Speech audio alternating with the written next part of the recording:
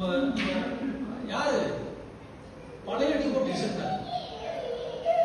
நம்ம பழைய டிவோட்டிஸ்னா பிரபுக்கு தெரியுமே, நான் எங்களோட ஃபங்க்ஷன்லாம் நம்ம வந்து குரூப்ல போட மாட்டோம்.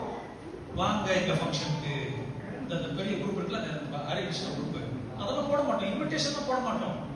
அந்த இன்விடேஷன் முடிஞ்சு அந்த ப்ரோக்ராம் முடிஞ்சிட்ட பிறகு யார் வந்தாங்க அதுதான் போடுவாங்க. ஏன்னா எங்களோட சென்டர் வந்து மற்ற சென்டர்ல இருக்கிற டிவோட்டிஸ் கூப்பிட சென்டர் இல்லை, நாங்கள் பொதுவான கூப்பிட சென்டர். ஓகே, அதுதான் நம்ம செய்யணும். நீங்க வாங்க, நீங்க வாங்க, நீங்க வாங்க, நம்ம பார்த்தோம் நிறைய பேர். ஓகே, நிறைய பேர் என்னது எல்லாருமே வந்து மற்ற சென்டர்ல உள்ளவங்க. அப்ப அது நோ யூஸ். ஒவ்வொரு சென்டரும் பிரச்சாரம் செய்யணும், ஒவ்வொரு சென்டரும் ஆட் பண்ணணும். ஸோ அதனால நம்ம வந்து எப்படி நடந்துக்கணும்ன்றது ரொம்ப முக்கியம். ஓகே, எல்லாரோட பேர் தெரியணும், நம்ம வந்து பணிவா நடந்துக்கணும், எல்லாம் இருக்குது. பிரசாதம்